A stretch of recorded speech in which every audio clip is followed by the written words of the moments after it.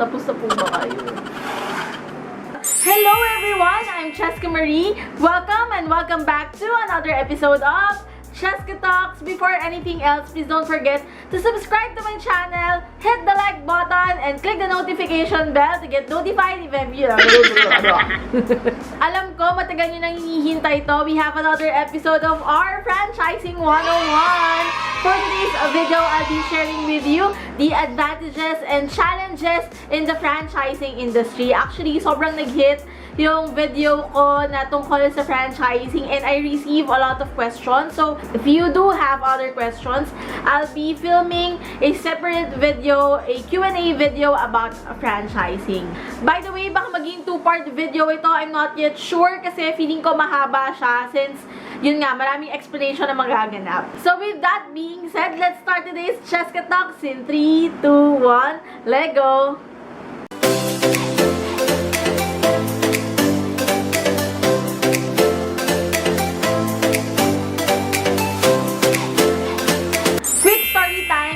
New to my channel, I work as a franchise manager sa isang retail company here in the Philippines. I've been working in the franchising industry for the past 5 years, turning 6 this year. So, ayun, dun ko natutunan at nakita ang pasikot-sikot ng franchising. So, I've been handling store operations, merchandising, generating franchisee pipeline, and many more. Alam nyo guys, sorry, hindi ko alam if naririnig yung naghahalo ng semento ba yun or ng graba. Basta may construction dito sa gilid ng bahay namin. So, bear with me. Kung nakaraang video, may taho, tsaka may tricycle ngayon, nagko-construction naman. Ayan, halo-halo talaga ang video sa channel na to. Sabi nga ng General Manager ng Potato Corner, the best way to expand your business is through franchising. But, hindi natin i-disregard na may mga franchise store na nagsasara din. And may mga franchise store na lumalago talaga. I'll cite an example. For Jollibee, for McDo, they do have some country franchises already. We do have our local brands like Potato Corner, Minute Burger, the generics of pharmacy na lumaki through franchising business. So what are the advantages of franchising? Number 1 is that you are your own boss. Actually, lagi ko tong sinasabi that I'm really passionate about franchising because through franchising, I as an employee has a chance to be an entrepreneur someday because of franchising. So, kung pangarap mong magnegosyo at hindi mo alam kung paano magsisimula, franchising is the best way to go. So, being a franchisee gives you a chance to be your own boss. So, kung ikaw ay empleyado or ikaw ay retiree, pwedeng-pwede ka pumasok sa pagpa-franchise at susundan mo lang yung sistema na binigay sa iyo ni franchisor mo. Hindi ko talaga kaya yung If you do have the right amount of capital and sa tingin mo ay kayang-kaya mo nang magnegosyo, franchising surely is for you. As long as you can follow the system, you will be your own boss. And actually, franchising kasi is I think a venue for someone na nagsisimula pa lang sa pagnenegosyo.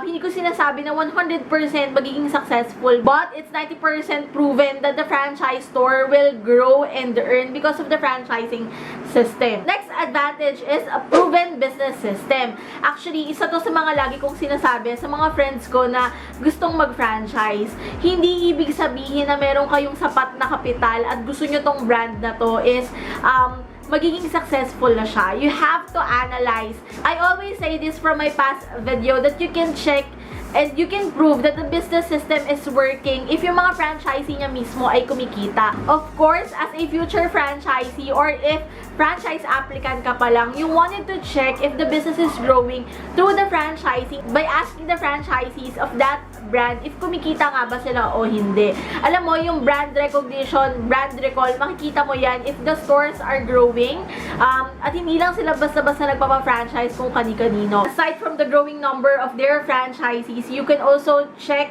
their franchise support system, which is really important. Establish na ba nila yung mga ganitong aspect ng kanilang business for you to know if your franchise store will be successful as well. For me, it is really important na bago ka mag-franchise is ma-check mo muna yung business system ng franchise brand na pina-franchise mo. It doesn't mean na kung wala silang royalty fee, eh kikita ka na. It doesn't mean na sikat silang brand ay kikita ka na. Napakarami kong nakita na franchise brand na very aggressive when it comes to franchising. And at the end of the day, they are closing their stores one by one because wala silang business system or hindi nila ini-improve yung sirkulasyon ng negosyo nila at franchise support na binibigay sa mga franchisees nila. Next is brand recognition. Actually, isa to sa mga part na hindi na-appreciate ng mga franchise applicants.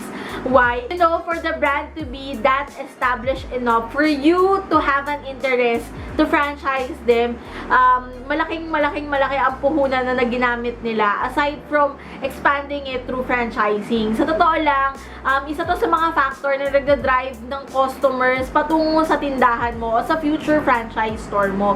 Kasi yung royalty fee na sinasabi ko, it is also their budget for them to grow the brand and to have a brand recognition and brand recall na kailangan mo para mag-drive ng foot traffic sa tindahan mo. Product development, and they also do research. Brand recognition is really critical when it comes to selecting the right franchise for you. Gusto mo ba yung produkto ng franchise brand na ito? Ito bang brand na ito has good reputation? Wala ba silang kaso? Hindi ba sila natulfo? Hindi ba sila nagkaroon ng anomalya na nakapost sa Facebook? Because it will greatly affect your brand kung nag-franchise ka. Kasi the more issues ng brand, the less foot traffic yung dadalhin niya. And kaya naman tayo nakakapili ng franchise brand na gusto nating i-franchise is because of their brand, because of their brand reputation, because of how they handle customers very well, and kung ano yung tingin natin sa brand na iyon as a business. Next advantage is that franchising companies has active management with long-term plans. Isa to sa mga napaka-importante talaga. I always say this, for the past months that I'm vlogging, marami ng mga small businesses ang lumapit sa akin for me to help them convert their business into franchising. But what I always say is that franchising is not easy. Expanding the business through franchising is not easy. Kasi it should be long-term plan. Hindi lang tayo basta-basta dapat nagbebenta ng franchise. Kailangan we treat them as their business partner. Nakikita nyo ba yung mga online articles ng Jollibee, ng McDo sa inside retail? They project their stores yearly. They do have some targets. They do have their income targets. And that's the good thing about having a responsible franchisor. Ibig sabihin, kasama mo sila sa paglago ng negosyo mo. Hindi lang natatapos sa pag-sign ng franchise agreement. If the franchising brand that you are planning to acquire has the long-term plans together yung mga franchisees nila, it will give a good impact to your store profitability. Kasi ibig sabihin, yung marketing plans nila, yung store expansion nila, brand recognition, store support, tuloy-tuloy lang along the way. Hindi basta okay, 1 year, 2 years, 3 years, tapos na. Bahala ka na sa buhay mo. Way back when I was working with the second largest retailer here in the Philippines, grabe talaga ang planning nila. 5, 10, 15 years. Ano yung store projection. May projection nga kami ng store closure eh. Kasi it will affect the brand. It will affect how the market will flow along the area. So, kung makakapitalize pa ba namin yung market na yon, ano yung mga areas na kailangan namin tignan at lagyan ng budget para investment. Kailangan ko ba lakihan yung warehouse ko kasi by this year marami ng tindahan. Gaano kalapit o kalayo yung mga tindahan in case na dumami sila. Ano yung training support na pwede kong ibigay sa kanila. Having a franchise brand in mind that has active management with long-term plans is really important because as the brand grows, your business grows as well. Lastly, I think the biggest advantage of franchising is franchise support. Lagi ko itong sinasabi, napaka-importante. It is actually the main reason bakit ka nag-franchise. Because your franchisor will support you in growing your business. You and your franchisor are business partners. Lumubog siya, lulubog ka din. Tumaas siya, tataas ka rin.